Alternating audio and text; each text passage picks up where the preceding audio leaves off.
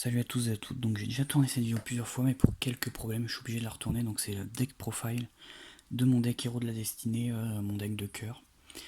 Donc je vais aller vite, mais voilà, décimeur de terreur, donc lui, quand il est invoqué, il prend 100 par monstre héros dans le cimetière et il, il booste aussi les monstres qui sont pointés, donc les 3 en dessous, donc c'est des très bonnes zones.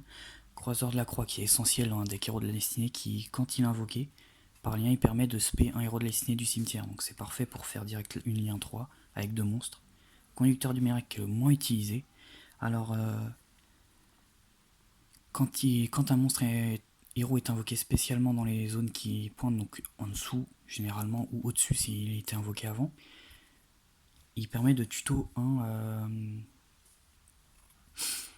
Ah oui, et décimeur de terreur, il est perce défense aussi. Il permet de tuto un changement de masse depuis le deck. Non, et de poser soit une polymérisation, soit un changement de masse depuis le cimetière sur le terrain, donc c'est pas mal. Et quand il est détruit, on peut spé un monstre héros depuis la main, donc c'est bien aussi. La Witch dans un deck ténèbres, forcément, donc elle booste de 500 tous les monstres ténèbres. Cerbère, qui permet de détruire une carte en défonçant une carte. Et s'il était collier, je pioche un, donc c'est pas mal. Le combo avec Transcode, Cerbère et décimeur de terreur, donc on met décimeur de terreur, transcode et je vais du coach Cerbère à droite, et comme ça ils sont tous boostés. Je pioche un quand je défausse, enfin, c'est très très bien. Deux dangereux, parce que y a deux monstres ténèbres dans le deck avec lesquels qui sont pas des héros de la destinée, donc je peux pas faire dystopie. Donc c'est toujours bien. Son effet rapide, c'est que je peux défausser un et envoyer un héros de la destinée au cimetière, et il gagne 200 par héros de la destinée dans le cimetière. Dystopie, quand il est boosté, en effet rapide, on annule le boost, donc il repasse à 2800 et il détruit une carte sur le terrain, c'est très bien. Et quand il est invoqué, je peux décider de cibler un monstre max niveau 4 dans le cimetière héros de la destinée et d'infliger son attaque à l'adversaire, donc c'est pas mal. Dominance, mon monstre préféré, un peu le boss monster numéro 2 du deck parce qu'il y a plasma, mais c'est une autre chose. Lui, il a un effet très très bien, très très handicapant pour l'adversaire. Quand il est quand il est sur le terrain, je peux décider une fois par tour soit de regarder les 5 premières cartes du dessus de mon deck, soit les 5 premières cartes du dessus du deck de l'adversaire, les remettre dans l'ordre que je veux. Voilà. Et quand il détruit un monstre de l'adversaire, je pioche un. C'est pas mal. Dragostapelia, qui est excellent, parce que j'ai des monstres ténèbres et des monstres fusion, donc c'est parfait. Et lui, en effet rapide, il peut placer un compteur sur un adversaire, un compteur prédaplante, je crois, prédateur. Et donc, lorsque je pose le compteur, si le monstre est plus que niveau 2, il devient niveau 2, il peut pas attaquer et ça annule tous ses effets, donc c'est très bien pour annuler les effets. Trinity, dans un deck hero évidemment, pour faire les OTK, donc quand il est invoqué par fusion, le premier tour, il double son attaque, donc il passe à 5000 et tape 3 fois. Plutôt bien. Loi des ténèbres et Anki, les deux héros masqués. Donc lui bannit, et quand l'adversaire tuto, tu bannis une carte de sa main au pif, mais ça bannit que les cartes de l'adversaire, donc ça qui est bien. Et Anki qui peut taper directement, mais son attaque est divisée par deux, ou quand il détruit un monstre, tu tuto un changement de main, donc c'est pas mal. Ensuite, le deck, là on passe à la partie tuto du deck, donc. Oula. 3 pertes ténèbres, parce que lorsqu'il est invoqué, on peut invoquer un héros de la destinée avec une attaque inférieure ou égale à la sienne, donc il a 1600, donc c'est très bien, on peut invoquer énormément de monstres. Par exemple, on peut invoquer Piochement, qui lorsqu'il est invoqué par l'effet d'un héros, donc héros de la destinée, perce ténèbres c'est un héros de la destinée, pardon, je peux décider que moi et l'adversaire, on pioche un, ou on pioche pas du tout, mais il est SP. Et son deuxième effet, c'est que lorsqu'il est dans le cimetière, qu'il est envoyé dans le cimetière, à la prochaine stand-by, je peux le réinvoquer SP. Et pareil, je peux faire l'effet de son effet, qui permet de piocher. Et lorsqu'il quitte le terrain après qu'il est invoqué par son effet, il est banni. De malveillant, parce que pas plus. 3, je pense que ce serait trop.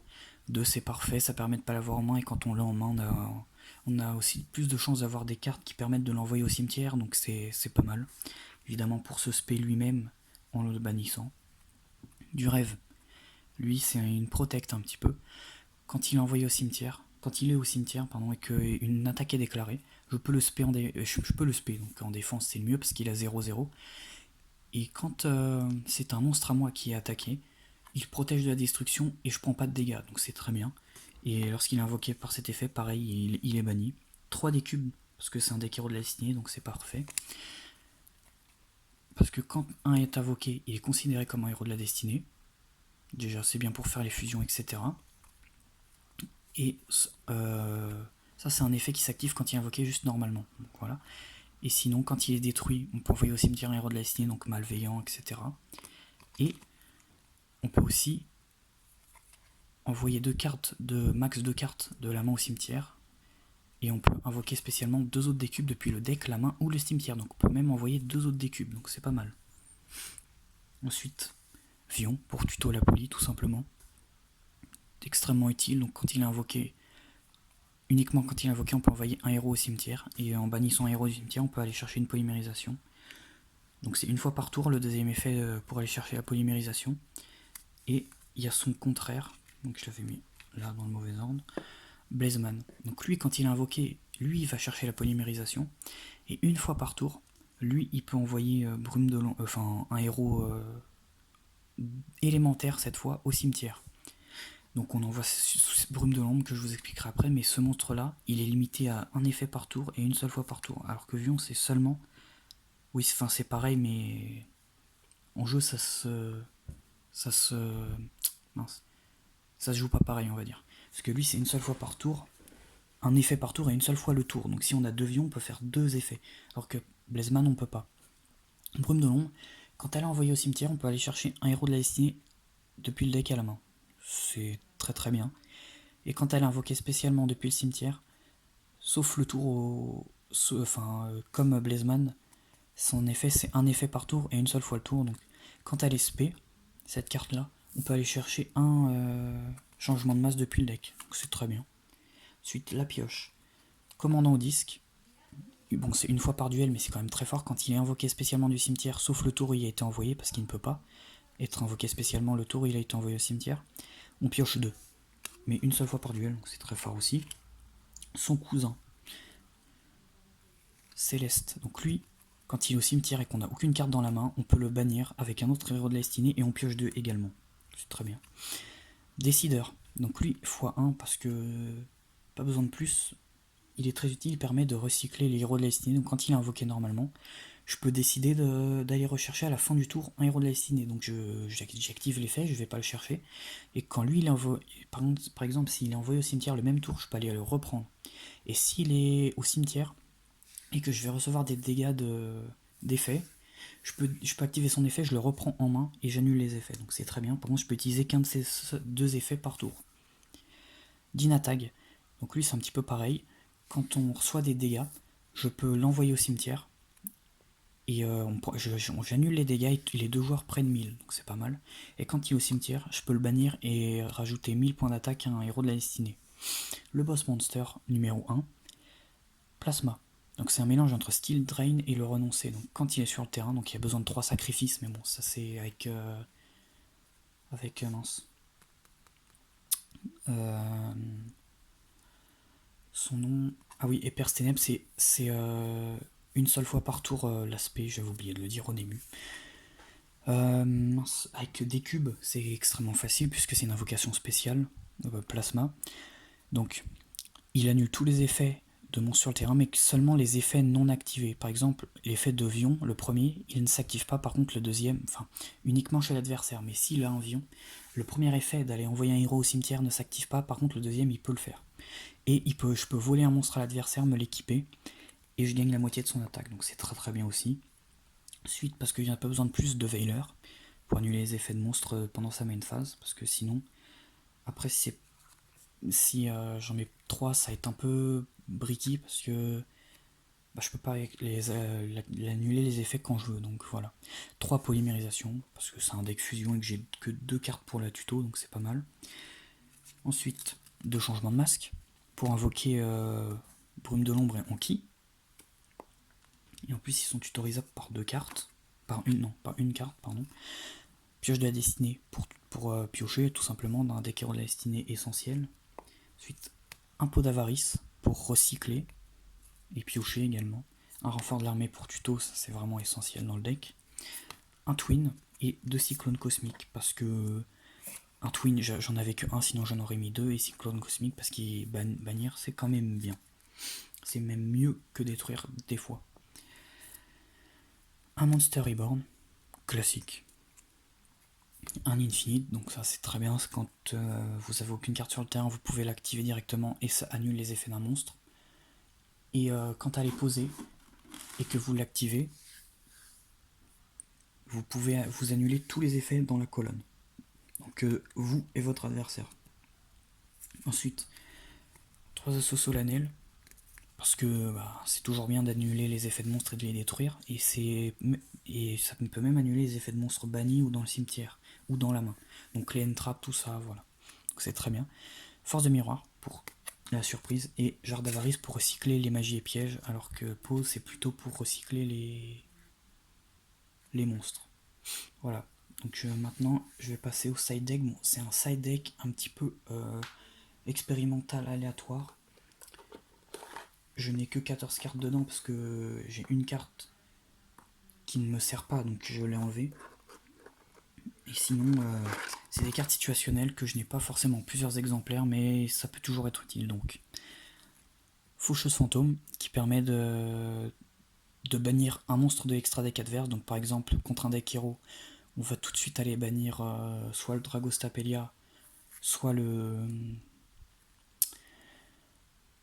Trinity, ou même les Brumes de l'ombre, etc. Donc des cartes embêtantes. Je l'ai qu'en une fois, donc voilà. Chasseresse du chaos, alors ça c'est une vieille carte. Alors son effet c'est que lorsqu'un l'adversaire spé, je peux la spé de ma main. À la 2500, mais ça peut toujours bloquer l'adversaire ou le retarder du moins. Et vu que j'avais rien d'autre, je lui ai mis un trou noir pour se protéger, donc, enfin pour détruire, donc c'est toujours bien. 3 liens des camarades pour spé des héros de la destinée, pour potentiellement mettre un gros borne sous des simmers de terreur qui boostent. Donc 3 monstres à 1800 en fait, on paye 1000 et on invoque 2 monstres de max niveau 4 selon le monstre qu'on a sélectionné. Par exemple, s'il est niveau 2, c'est 2 monstres de niveau 2, mais dans ce deck là ça va être des monstres de niveau 4. Max 2 monstres de niveau 4 depuis le deck avec le même attribut et type et niveau. Donc c'est bien pour placer sous des cimmères de terreur en fin de partie pour avoir des monstres avec peut-être 2500 d'attaque, c'est pas mal, sous des cimmères de terreur qui sera peut-être à 3500, 3009, hein, voilà. 2 livres de la lune et un bouc émissaire, parce que livre de la lune pour les monstres avec des effets permanents gênants. Et bouc émissaire, ou des effets qui s'activent que quand ils sont face recto. Et bouc émissaire toujours utile pour poser des petits jetons qui protègent. Un gobelin parvenu parce que c'est limité à 1 et puis piocher c'est toujours bien. Des hommages torrentiels, c'est comme force de miroir, ça surprend toujours. Et réveil du dragon qui est vraiment une carte que je trouve géniale. Donc quand elle est détruite par l'adversaire, je peux invoquer spécialement, enfin j'invoque d'ailleurs, non je peux invoquer spécialement un monstre de l'extra deck, de mon extra deck. Donc c'est vraiment très fort si l'adversaire le détruit. Je pourrais invoquer une de mes fusions. Bon, pas les fusions héros masqués, mais je peux invoquer quasiment toutes mes fusions comme ma grosse fusion, mon monstre préféré, qui est Dominance. Je peux l'invoquer avec Réveil du Dragon. Donc c'est plutôt très, très intéressant. Donc, la vidéo est finie. Je vous invite à vous abonner, mettre des commentaires pour savoir ce que vous en pensez. Si vous voulez d'autres deck profile, j'ai sorti un deck profile sur la folie mécanisée qui est sorti il n'y a pas très longtemps. Je tourne ces 2 vidéos là à la suite. Mais ouais, donc n'hésitez pas à me donner votre avis pour savoir si vous aimez bien ça. Puis si vous voulez des démonstrations de combos des decks, etc. N'hésitez pas à aller voir la vidéo deck profile de la folie mécanisée qui est un deck, je trouve, qui tourne vachement bien. Pour un deck budget, bon, moins que Marionnette de l'ombre. Bon, je l'ai pas, mais j'ai vu ce que ça donne, c'est plutôt pas mal. Je vous dis bah, à bientôt, et puis au revoir.